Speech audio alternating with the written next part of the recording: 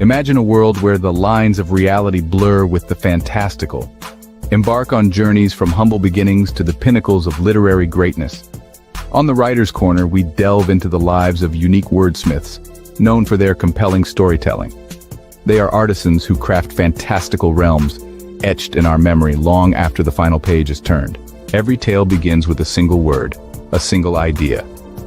Authors create sensations that keep you on the edge of your seat. Witness how they transform setbacks into stepping stones, use refusals to spark growth, and turn rejections into catalysts for new inspiration. Witness the diversity in writing as it gives birth to a vast array of genres, from drama to mystery to children's stories, fantasy, and reality.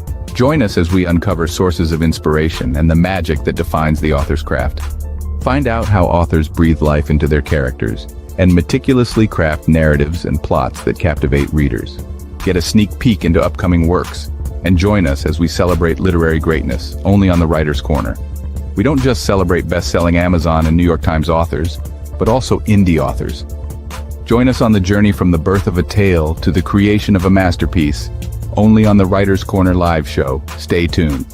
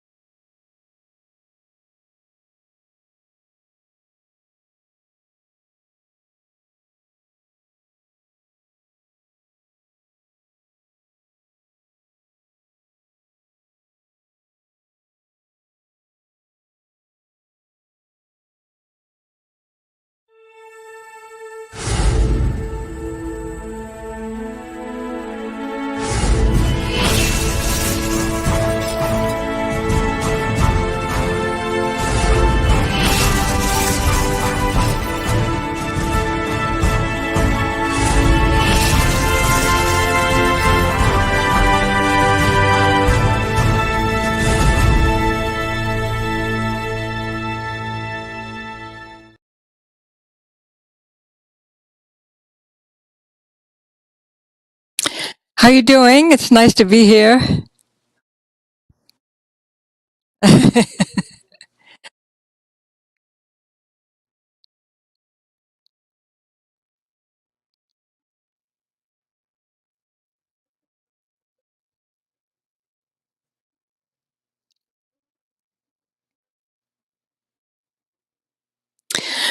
Well, I mean, I think it's something that I've always been working on. Um, there it goes. I I've always been interested in the lives of women, the unknown lives of women, and especially now, um, with what's been going on in the world. But uh, there's a lot of supportive women in these poems, and uh, there's a lot of talk about what a woman feels like in her body that, of course, other people can't really explain or understand. And so, uh, since gender has become more of a cultural issue, more talked about, and I think more importantly talked about, that's just something that I wanted to focus on.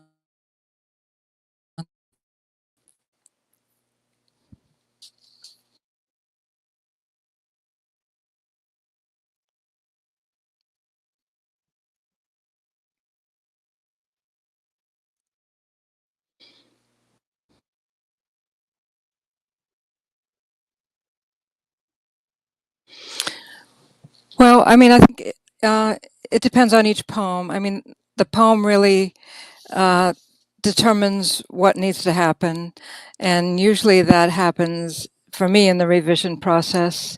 I'm always open to bend or break rules. I mean, because I think that's necessary, but I don't want to do it just to do it. So it just depends what is the best thing for the poem.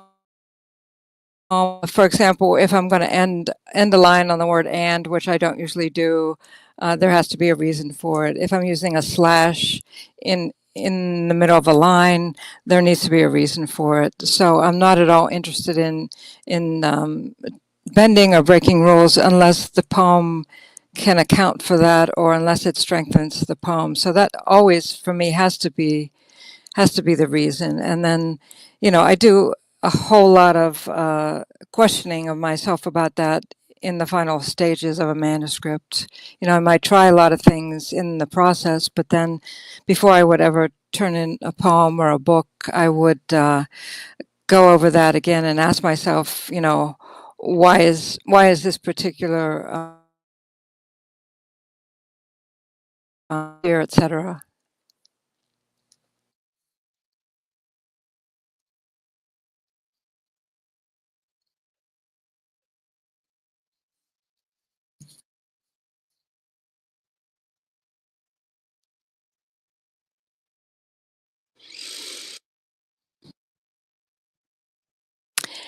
Yeah, absolutely. Well, I worked as a social worker for about 5 years, and I got a degree in social work um, uh, originally because I didn't think I could be a writer. I didn't think that was available to me. I was the first one in my family to go to college, and I just couldn't imagine all my life already. So when I was in college, I didn't take any writing classes. I really felt like it was my it was my job to get a job, and so when I was moving through these positions of working in maximum security prisons and working in an abortion clinic, um, I mean, I learned a lot, but one of the most important things I learned, I think, is that I wasn't cut out for that kind of work because I couldn't handle it. Really, I was a bad social worker. I would cry with my clients. I would, and that's really not effective. I mean, I of course cared about the work I was doing, but it was in the prisons, for example, it was a very brutal environment, which shouldn't have been surprising. I totally believe in the work in abortion clinics, and I was a counselor there. And the abortion clinic where I worked, Allegheny Women's Center in Pittsburgh, is still open, thank God. And um, I have a number of poems about that. And for example, there was one Saturday many years ago. There was a 10-year-old who came in with her mother to get an abortion, and it was just heartbreaking, and yet so important that those services were available. Um, but I just emotionally couldn't handle the work, and so I uh, quit being a social worker and became a waitress, and that's when I got back to poetry, and so I think it definitely influenced my work in that it was very humbling for me, and I learned a lot about what I wasn't able to do, and I already was familiar with some degree with the brutality of the world, but meeting it close up was a different story.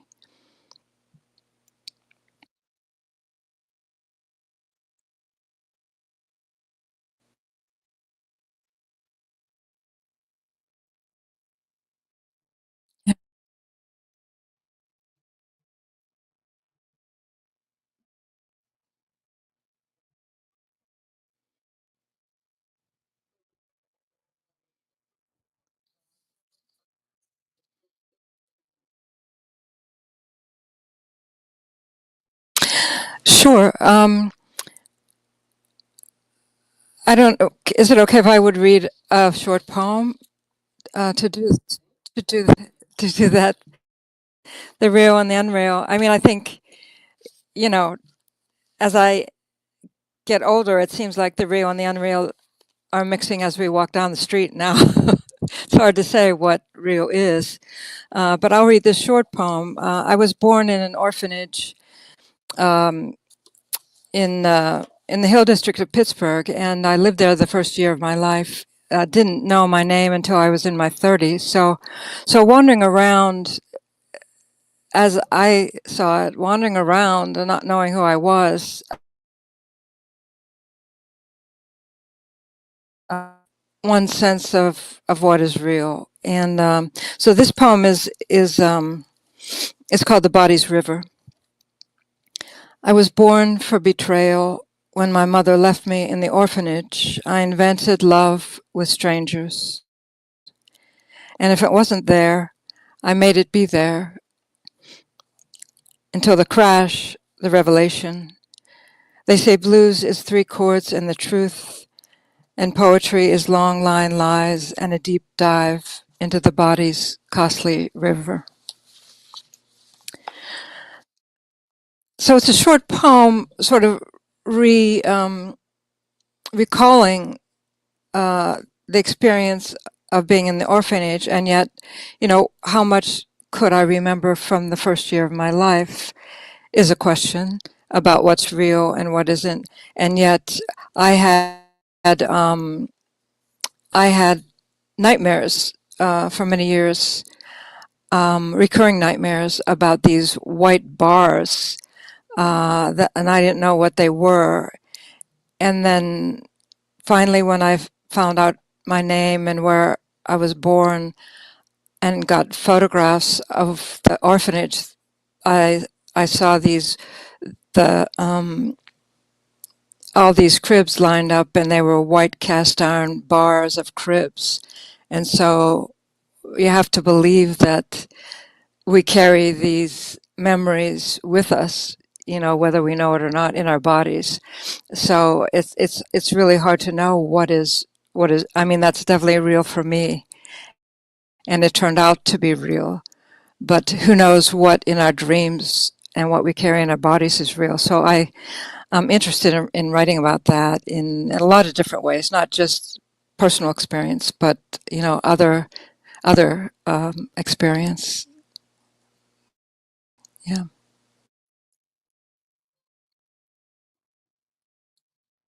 Mm.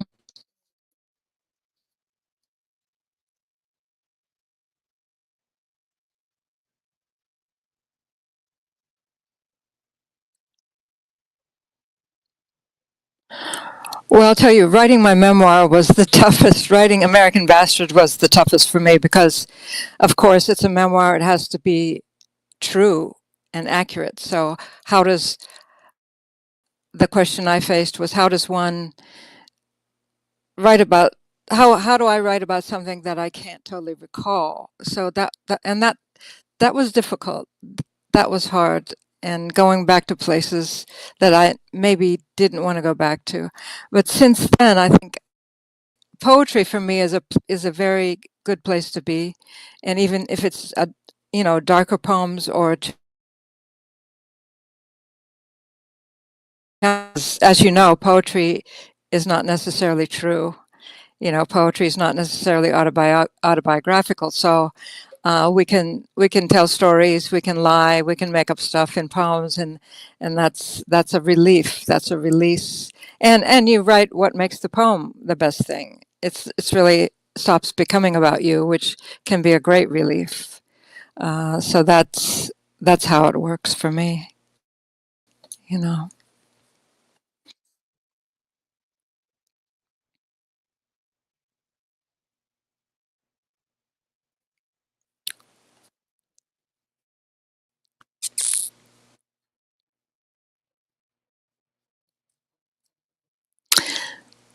Yeah. Thanks. Originally the book was called Blues Shouter.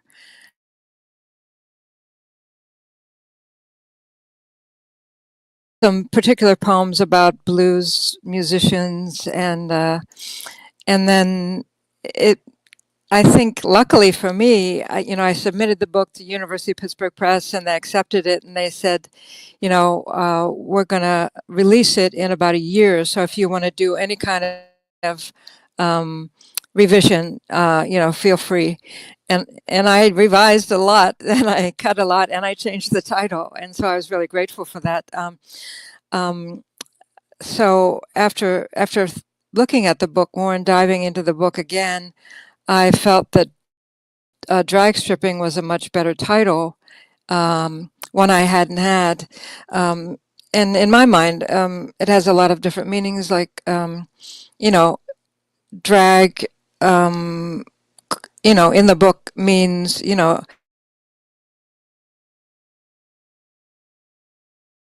drag.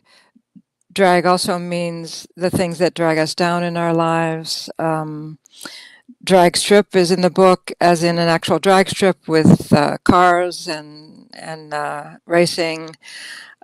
Stripping is in the book as in a strip clubs. So it's there's a lot of movement in the book, and I felt like there was movement in the title. So uh, and I liked the sound of the title.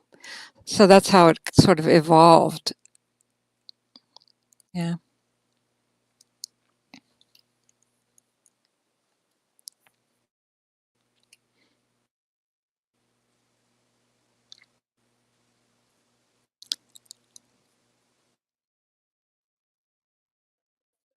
Yeah. There's the cover. Um, yeah, I really like it. It's artwork by this amazing artist Carlos Hernandez, who is lives in Houston, and I saw his work online.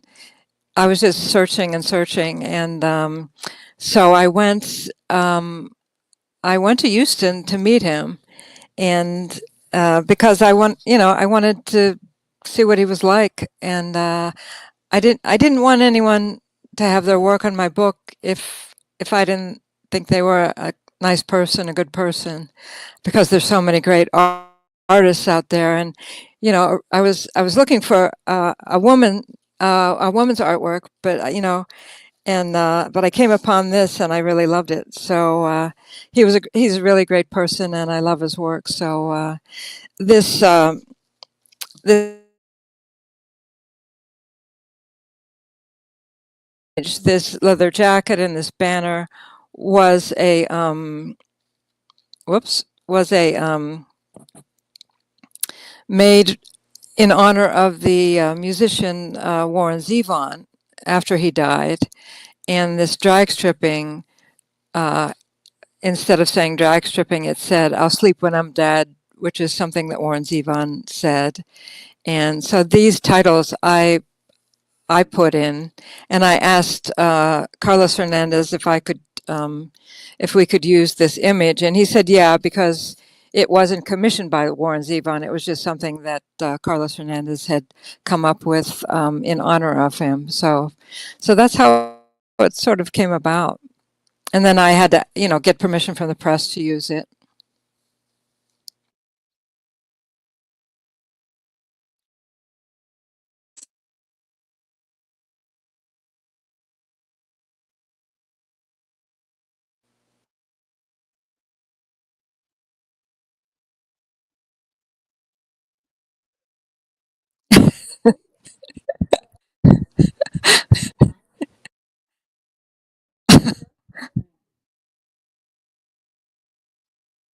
Yeah, yeah.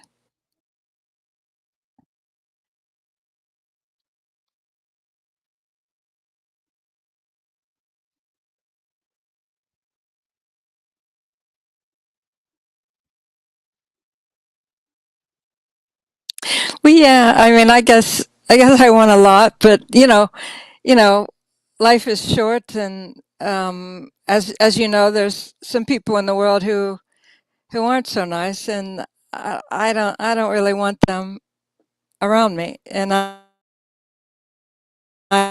so so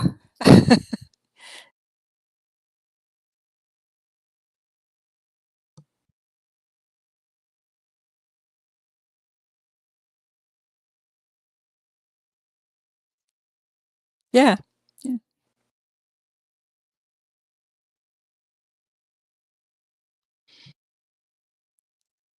sure, yeah.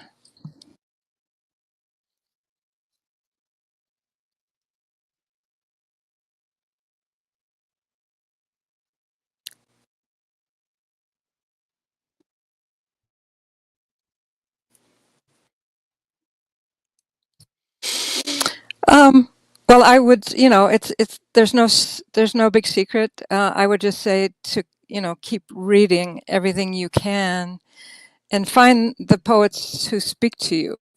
And sometimes they're not easy to find. Find the work that speaks to you, and it may not even be poetry. I mean, I know early on I would, and don't worry about what it is. Early on, I was reading uh, Arctic adventure stories. Like I was always obsessed with Alaska, and I've been there a number of times. And so I was reading these Arctic adventure stories, even though I hate the cold, and none of it made sense, but I just loved them. And it was, so I was reading those. I was reading a lot of nonfiction from the West, and of course, I was trying to find the poets who made sense to me, and it's going to sell because that's no way, that's not what art is about. So I would suggest that reading everything you can get your hands on and finding uh, a good group of writers who you can meet with, on a regular basis, and again, people who you like. Don't hang around people who are negative or aren't mean with your work. Just get away from them. It's important to get someone who's supportive yet will tell you the truth. And it's hard to find that combination sometimes. um, and if you have I used to tell my students, even my undergrads, I'd say, if your friends if all your friends love your poems, every poem, I said, maybe you need some new friends, because somebody's lying to you, I mean, all your poems aren't great, maybe a lot of them are, but you need someone who's going to be honest with you, not mean, but honest. They'll say, well, this one is a little better than this one because these lines here aren't quite working, so that kind of stuff, and especially, I mean, I've taught a lot of women. I used to teach the Mad Women in the Attic at Carlow University, which is a group of women ages 18 to 95. And it's a great group of women, and it's national, and you can do it online. So I would suggest that everybody join. It's only for women, um, but I would, you know, suggest, if you're going to be in a relationship with someone, make sure they support your work. If you're in a no, because it's hard enough to be an artist. It's hard enough to be a woman artist in this world, and if you have a significant other who is not supporting you, you know, it's impossible. And why would you want to be with someone like that? So you have to value yourself, value what you're doing, and I'm not saying that's easy in the world, but you need to do it. You know.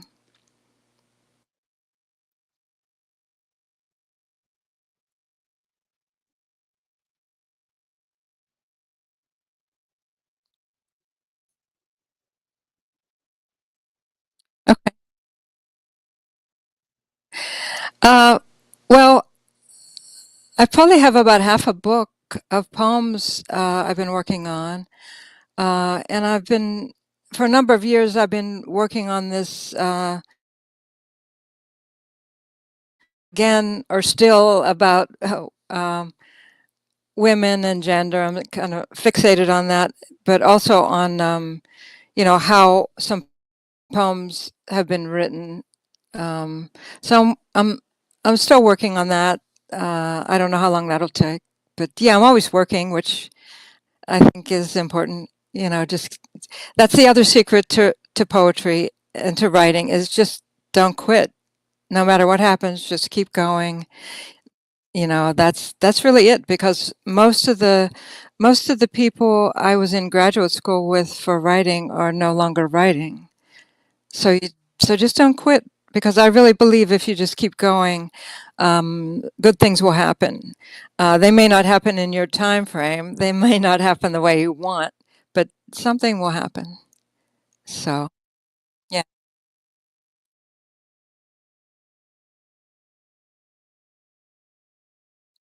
Well, thank you. I love talking with you too, and you're so positive and so supportive yourselves, and it's a great show. Thank you.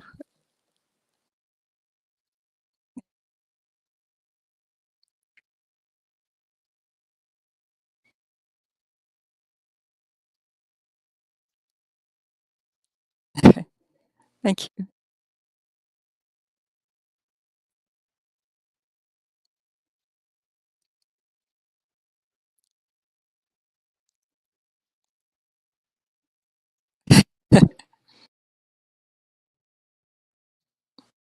Thank you for joining us on the Writer's Corner live show. 30 minutes of insightful author conversations with some of the biggest names in the industry, including award-winning authors and international indie sensations. Join us on the next episode of the Writer's Corner live show.